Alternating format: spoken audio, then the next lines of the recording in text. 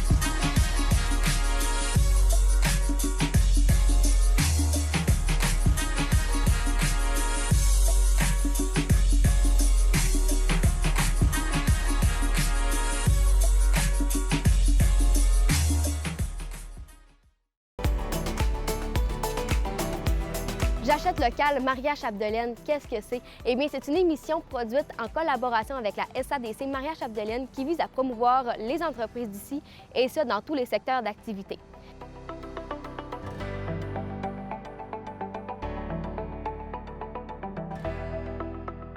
Et ça se passe cet automne sur les ondes de MaTV Saguenay-Lac-Saint-Jean.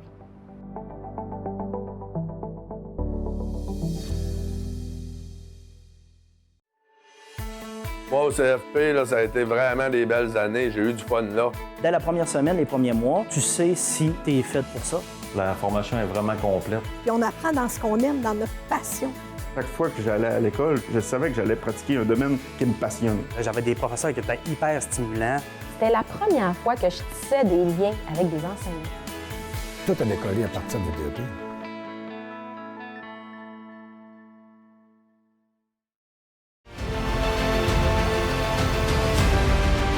Une bouffée d'air frais et beaucoup de plaisir.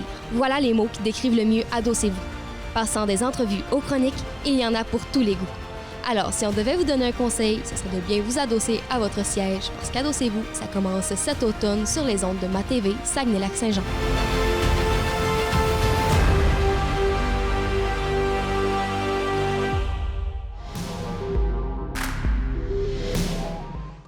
Destination Méninge, le quiz, c'est le quiz où vous êtes le participant à la maison. Je vous pose des questions, vous y répondez, comme ça vous gagnez des kilomètres et vous pouvez atteindre l'objectif de chaque semaine. Objectifs différents chaque semaine, thèmes différents chaque semaine, dans les mêmes catégories. Maintenant, vous voulez vous préparer à ça? C'est simple, un papier, un crayon ou encore la feuille réponse sur le site de la Télé du Haut-du-Lac. À MaTV Saguenay-Lac-Saint-Jean cet automne, Destination Méninge, le quiz, on va avoir du fun.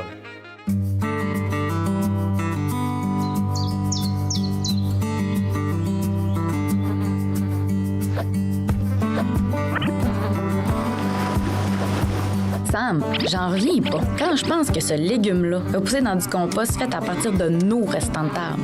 En plus, aider à faire du compost en mettant nos matières dans le bac brun, c'est pas compliqué et ça aide à réduire les gaz à effet de serre. J'adopte mon bac brun. La collecte des matières organiques commence cet automne.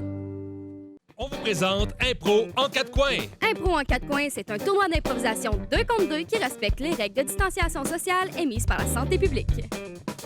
Ce tournoi est rendu possible grâce à la participation du Bol d'or d'improvisation, de la ville de Dolbeau-Mistassini et de la Télé du Haut-du-Lac.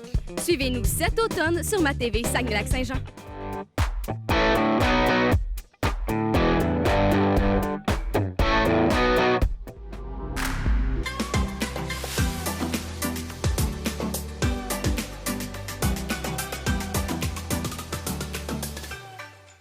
Donc, bonjour Félix.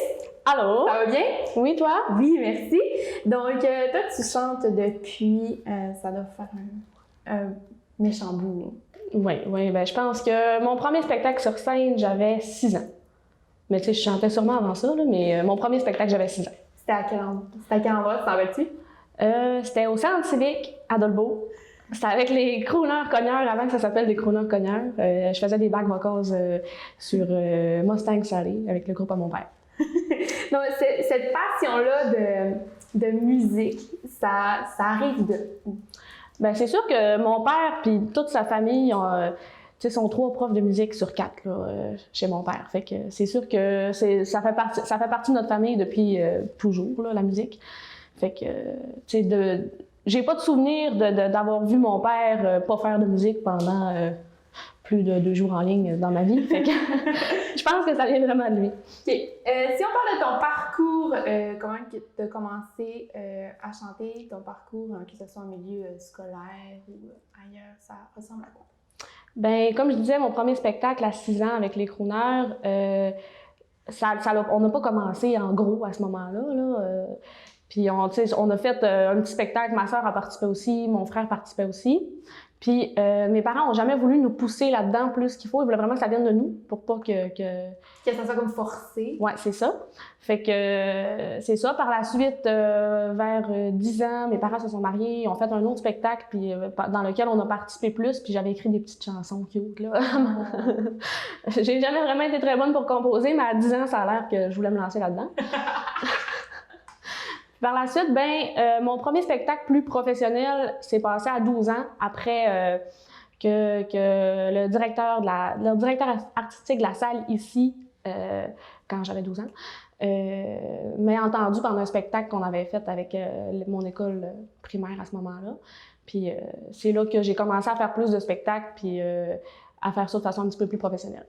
Puis ton parcours, ça a commencé comment, le groupe à ton père, là, les crooners cogneurs? Oui, les crooners cogneurs. Moi, j'ai la misère à le dire. Ça a commencé comment, ce groupe-là? Est-ce que tu le sais? Je sais pas exactement comment ça a commencé, mais je sais qu'il y a eu comme plusieurs versions de groupes avant d'arriver aux crooners cogneurs. Puis dans ce temps-là, mon père faisait de la boxe. Puis c'est pour ça que ça s'appelle les crooners cogneurs. Ça a dû partir d'une joke à quelque part, là, autour d'un feu, mais c'est ça. Sinon, tu sais, il a fait partie de plusieurs formations réduites du groupe aussi. Puis moi, j'ai fait partie du groupe à partir de 2015, si je me trompe pas, mon premier spectacle avec le groupe. Puis depuis ce temps-là, T'avais genre 15 ans? Oui, j'avais 15 ans. Et c'est là que ça a commencé. Puis ton poste, un peu, dans ce groupe-là, c'est quoi que tu fais en général? Au départ, quand ils m'ont engagée dans le groupe, la condition pour que je puisse faire partie du groupe, c'est que je chante. Il fallait pas juste que je chante, il fallait que je joue d'un instrument. Puis j'ai joué du piano depuis que j'ai 6-7 ans, je pense. Fait qu'on s'est dit qu'on allait faire ça. Donc, c'est ça. J'ai commencé en étant dans le groupe, en chantant et en jouant du clavier. Puis là, plus ça va, moins je joue du clavier parce que je préfère chanter. Mais c'est ça. Ton expérience avec un groupe de musique, comment tu as trouvé ça? Parce que c'est sûrement différent que de chanter pour un spectacle d'école ou un spectacle... Oui, c'est sûr. Ben, tu sais, en partant, quand tu chantes dans un spectacle d'école, souvent c'est avec des trames sonores. Fait que si tu te trompes, la trame, elle t'attend pas. Tandis qu'avec un groupe, ben, on travaille tous ensemble puis on s'écoute beaucoup pour pouvoir pallier aux erreurs d'un ou... Essayer d'arranger, de trouver une autre façon de... Pour que ça puisse couler puis que le public s'en rende pas compte. Fait que c'est ça. Sinon, les pratiques, c'est différent aussi. Là. Quand tu pratiques pour un petit spectacle avec ta trame sonore, tu pratiques tout seul chez vous. Là, faut qu'on se réunisse pour le faire puis on passe des beaux moments de cette façon-là, puis on crée des liens puis c'est comme ça qu'on réussit à faire un spectacle qui a l'air plus naturel. Là. Ça doit être beaucoup d'organisation aussi, côté pratique, tout ça. Ça a dû être... ça a-tu été quelque chose de difficile pour toi de t'organiser ou d'être présente, tout ça? Oui, mais tu sais, dans notre cas, au début, on était tous pas mal rassemblés autour de Sainte-Jeanne d'Arc, de Beaumont-Mistassini. Là, on est rendu avec moi qui reste au Saguenay, notre batteur qui reste à Québec. C'est sûr que pour les pratiques, c'est plus compliqué parce qu'on est loin, fait que là, il faut trouver un moment pour se rassembler. Mais sinon, tu sais, pour ce qui est de pratiquer les chansons, ça n'a jamais été quelque chose qui a vraiment été difficile pour moi. Moi, je les mets dans mon char, puis je chante, Puis même devoir le jouer, tu es capable de te pratiquer au piano? Oui, au piano, ben ça, c'est souvent ce qui a été plus difficile, là, parce que je peux pas me pratiquer dans mon char.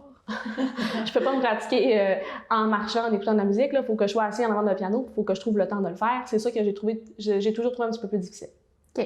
Est-ce que tu aimerais ça écrire des chansons plus tard? Tu me dis que tu avais un petit peu de difficulté à écrire, mais est-ce que ça serait quelque chose que tu aimerais développer?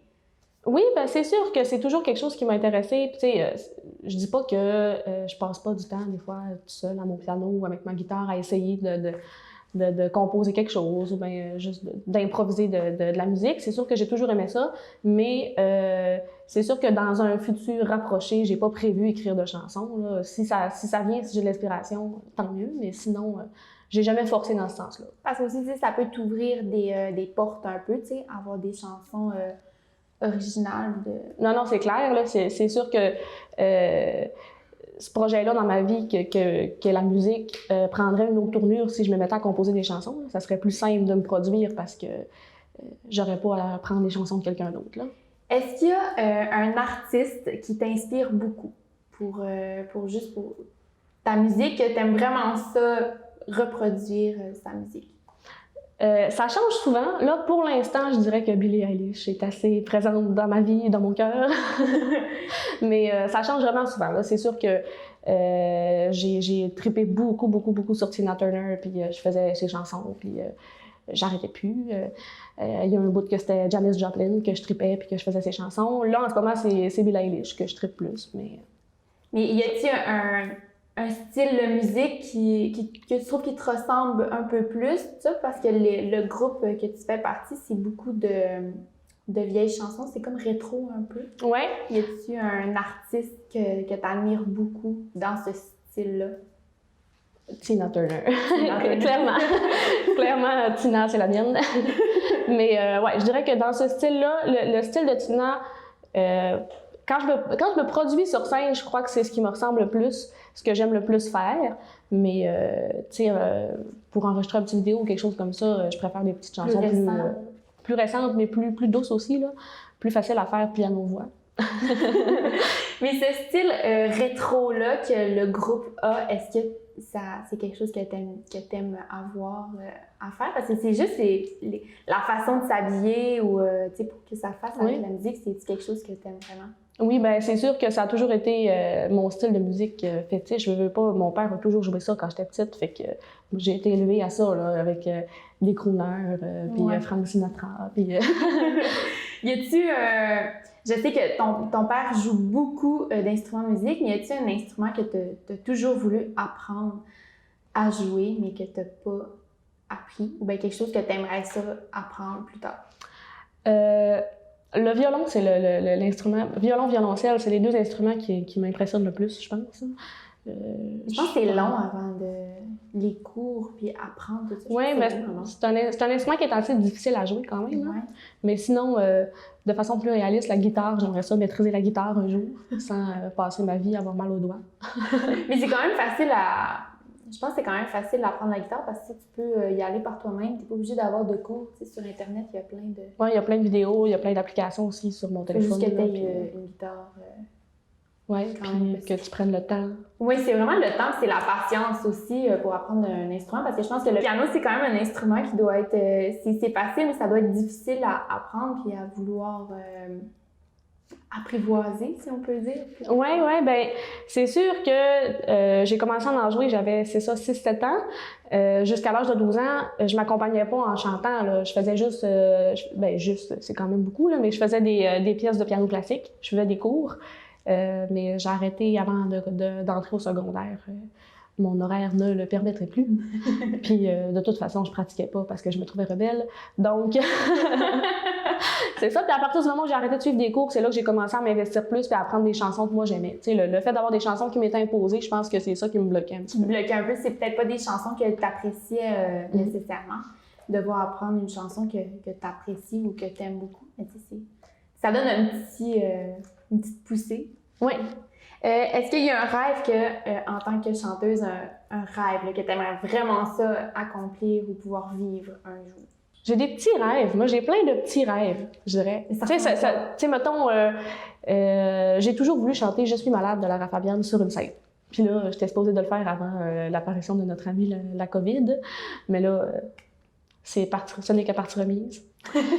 Sinon, j'aimerais ça jouer devant un public plus grand que ce que je joue actuellement. Là, pour un gros festival, genre Festival d'été de Québec, là, ça serait vraiment hot. Mais tu as fait beaucoup de fêtes ou t'as-tu fait un festival? Oui. Oui, un festival du Bleuet. Oui. Tu l'as fait avec les crooners. Avec les crooners. Oui. Ça fait... C'est quand que tu l'as fait? 2016, je crois. OK, ça fait un petit bout. L'été 2016, ça fait un petit bout quand même. Sinon, on a fait le festival d'été de Sainte-Jeanne-d'Arc aussi. Qu'on a fait ça, je pourrais pas dire en quelle année, par exemple. Souvent, je pense que vous êtes souvent là. Moi, j'y ai participé seulement qu'une année, mais je pense que les crooners l'avaient fait quelques années auparavant, avant que moi je sois dans le groupe. Mais est-ce que tu te produis plus souvent avec le groupe ou toute seule? Avec le groupe, je dirais, ces temps-ci. Plus souvent. Mais ça dépend. Tu sais, ça dépend des offres qu'on a aussi, là. Tu sais, des fois, j'ai déjà fait la journée de la femme avec les crooners, ça fitait moins. Tu sais, ce qu'ils voulaient, eux autres, c'était vraiment plus une artiste piano-voix, mais un artiste de la relève, mettons. Ouais. Donc, ça dépend des offres qu'on a. OK. Non, mais merci beaucoup, Félix. Ça fait plaisir.